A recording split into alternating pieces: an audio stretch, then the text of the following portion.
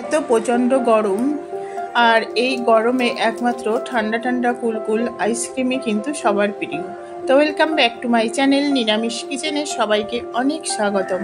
আজ আপনাদের একটি সবার প্রিয় আইসক্রিম বানিয়ে দেখাবো, যেটা খুব কম সময়ে কম খরচে বাড়িতে তৈরি করে সবাই তৃপ্তি করে খান গরমে, আর গলা শুকানো থেকে বাঁচুন। তা এইখানে দুধ নিয়েছি, দেখুন কিছুটা কাপ আছে বাতাসা, কিশমিশ, কাজু, নারকেল কোড়া আর দুধটাকে জ্বালিয়ে ঘন করে নিয়েছি। ধরুন 1 কিলো দুধ জ্বালিয়ে সেটাকে অন্তত 700 গ্রাম করে ঘন করে নিতে হবে। আর এই দুধে আমি নারকেল কোড়া দেব, নারকেলটা মাস্ট, যেহেতু কোকোনাট আইসক্রিম, আপনারা থাম্বনেল দেখেই বুঝতে পেরেছেন।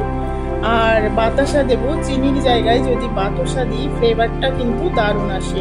তো এখানে কিছুটা পরিমাণ দুধ আর নারকেল বাতাসা দিয়ে মিক্সিতে পেস্ট করে নেব।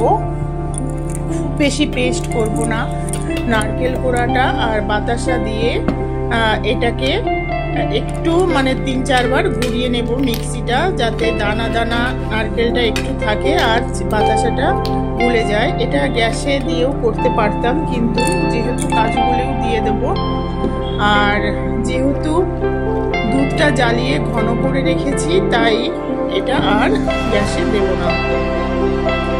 তা এখানে কিশমিশগুলো দিয়ে দিলাম, আর দুধ, নারকেল, বাতাসা, কাজুর যে পেস্টটা সেটাও দিয়ে দিলাম। এইবার এই কাপগুলোতে আমি প্রত্যেকটা ভরে দেব। আর এই আইসক্রিমটা খেতে কিন্তু অসাধারণ লাগে। বাচ্চারা যদি পায় না, তাহলে বাইরের আইসক্রিম খাওয়া ভুলে যাবে। এটা ঘরে তৈরি করে দিন, আর সবারই ঘরে দুধ, নারকেল, বাতাসা এগুলি থাকে। গরমে কম সময়ে আইসক্রিম খেতেও অতি টেস্টি লাগে।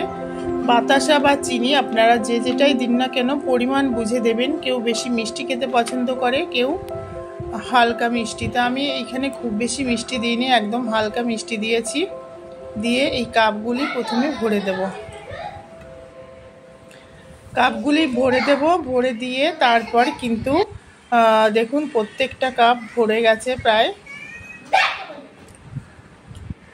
আর আপনারা বাড়িতে এটা তৈরি করুন, দেখবেন খুবই টেস্টি লাগবে।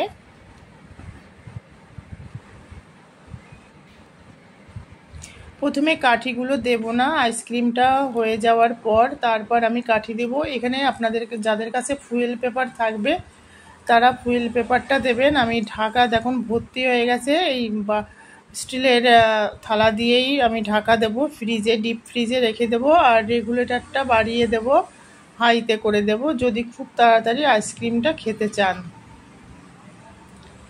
তাহলে এখানে আমি ফ্রিজে, ডিপ ফ্রিজে ভরে দিচ্ছি।